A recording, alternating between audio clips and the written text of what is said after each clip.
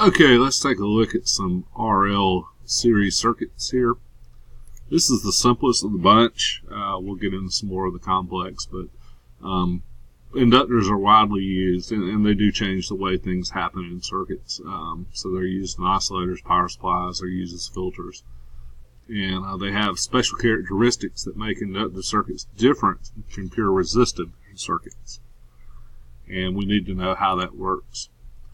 So we've got to learn these formulas, and these formulas are very key. And as we go through this is going to be a process for us. So if we need to add up inductors, they do just like resistors. They add up together. We add them together and add L1 plus L1, L2 plus L3. But just like resistors, we have to mind our unit, so we can't add a millihenry to a henry without doing some conversion and so forth. So we got to make sure we know our units. Once we get total inductance, we have a formula for inductive reactance, and that is X of L equals 2 pi FL. And then if we want to get X of L total for each one, we can apply this formula, add up each X of L. So again, it's going to be a process, and we're going to see that as we kind of go through each of these slides here. Alright.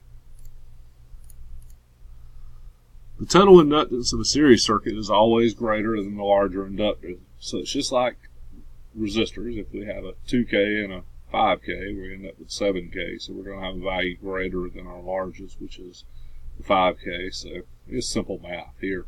So a 10 millihenry and a 20 millihenry equals 30 millihenries. Kind of a no-brainer there.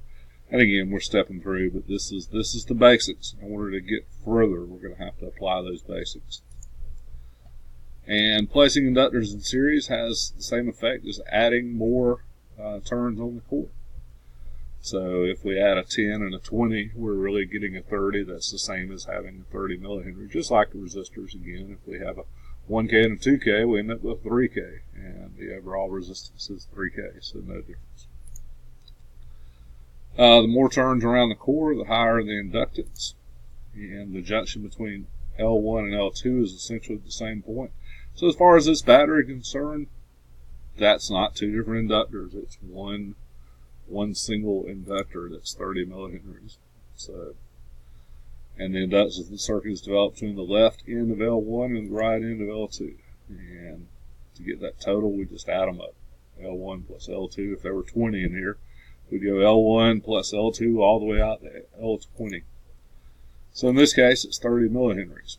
So now we got a problem here, 4 millihenry plus 2 millihenry, and again, both are in millihenry, so 4 and 2 gives us 6. Again, easy math. Total inductance here. Now notice we have some microhenries and we have some millihenries. So these two guys are in the same unit, so I'm better off changing this microhenry to a millihenry. And remember, micro is even smaller than a milli. So if we've got 100 micros, we're going to end up with less when we convert it to milli, because we're going to have to move our decimal place to the left. So if we move our decimal place 3, remember the implied decimal is right here. So let me put a dot there. So it's right here. So if I move it 1, 2, 3, I end up with 0.001 millihenry. So sorry for the scribble, it's the best I can do with the mouse. And of course it would be 0.001 millihenry. But if I add that to a 2 and a 1, I get 3.1 millihenries. So again, I had to make some conversions, just like if I'm dealing with mega and K, or dealing with K and regular resistance in resistors, I have to convert my units. So the correct answer should be, and is, 3.1 millihenries. So now we're going to look at the inductive reactance here. And that is our X of L. X of L is measured in ohms and expresses the amount of opposition to current flow in the circuit. X of L is caused by the inductance and frequency. So the fact that we're using AC and we're changing the frequency has an effect on this inductance, and we're going to see that. So we got a 5 millihenry and a 10 millihenry. Inductance describes the induced voltage produced by a changing magnetic field. The larger the inductance, the greater the induced voltage. So as we increased inductance, the greater the induced voltage. So here's that same circuit. AC voltage causes the magnetic field around the inductor to expand and contract, producing voltage that opposes current. So the larger the field, the greater the induced voltage, resulting in more opposition to circuit current. As inductance increases, take a look at that, as inductance increases, current decreases, and inductive reactance increases. So these two, the inductive reactance and the inductance, are directly related. These are inversely related. So we need to remember that.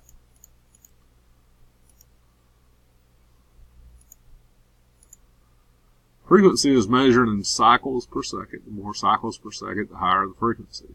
So if we put in a representation of 1 second of time, one waveform in that 1 second is equivalent to 1 hertz. This is 2 hertz, 2 full waveforms. Now remember, a full waveform is when we're starting at the center line, we're rising, we're falling, and we're going back to the center line, and we're going to begin that journey again. So I'll draw the second one in a different color. We're rising, we're falling, and we're returning to the center. So we do have 2 hertz 2 times in 1 second there. So that's why we get 2 hertz. At higher frequency, the magnetic field expands and contracts faster, which provides more opposition to circuit current. So again, as we go up in frequency, we're going to have more opposition to current. So let's see what happens. As frequency increases, current decreases, and inductive reactance increases. So the higher the frequency, the more the inductance, the less the current, and the more the inductive reactance. So we got to remember that. Combining the effects of inductance and frequency produces the formula for inductive reactance. You need to remember this right here. And always there are these little helpers that we can look at right here. So write this formula down if you hadn't, because this is going to be the very basics of what you start with. X of L equals 2 pi FL. Write it down. And it explains that formula right here a little bit. The constant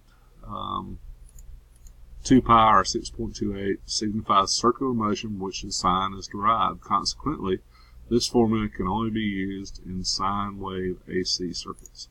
So it is a circular formula because the sine wave is really a circle across time. If we were drawing a circle across time, that would be what a sine wave represents. So we're going to see how to apply that formula. So here we are. X of L equals 2 pi FL. Now remember, pi is a constant. We got it on most of our calculators.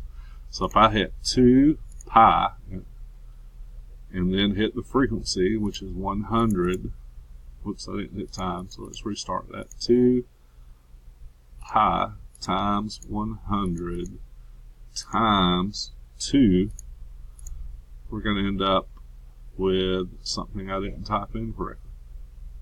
So let's try that one more time. Obviously, me and the calculator are not jihading today. So 2 times pi times, I think I missed my times pi, times 100 times 2 equals, there we go, 1256. And that is units, because my hertz right here is in units, and my inductance are in henries. So we'll be using basic units. So if we come up with 1,256, I don't know why they didn't round, but I guess we carried it to a K value. So 1,256 ohms, or 1.256 K ohms. Again, these two are equivalent. It's just how we wish to express them. All we did was move the decimal place from right here, 1, 2, 3, 1.256 ohms became 1.256 K ohms right there. So So easy enough. So let's move on to the next slide. Alright, so it's asking us to do the math here, and it's asking just for L1. Notice that. Some of these problems will ask you for total, some will ask you just for L1. This particular problem is asking us just for L1 right here. So let's make sure we're calculating L1. So we're going to say, we're going to come over to our calculator, we're going to say 2 times pi times 2 times 500 equals 6283. Now remember 6283 when expressed in K. We have to move that decimal place. So here's 6283 ohms. And if we're going to make that K, we're going to move it 1, 2, 3. Put the decimal right there. 6.283. And that'll be K ohms. Sorry for the bad symbols I'm drawing with the mouse. So easy enough to get that 6.28K and arrive at where we need to be. So let's answer this question. We're right. Alright, so we're going to ask for L2 this time. So obviously the other one. So we're going to say 2 times pi times 4 times 500 equals 12,566. If I convert that to K, I get 12.56K. So there we are. Good. So, X of L of a 2 Henry inductor at 100 Hertz is 1.256K, and at 500 Hertz is 6.28K. As frequency increases, X of L increases. So, if you can't remember that, you can always take the same inductance, and apply it to the formula and see which way we go. So, but if we're multiplying, we know as a number increases, then our value is going to increase. So it's really kind of a no-brainer when we think about it. And X of L is a 2 Henry inductor at 500 Hertz. So X of L is of a 2 Henry inductor at 500 Hertz, 6.28K, and X of L of 4 Henry inductor at 500 Hertz is 12.56. I think I just read that. We're going to read it again, obviously. So, in a series circuit, we can add those two together right here.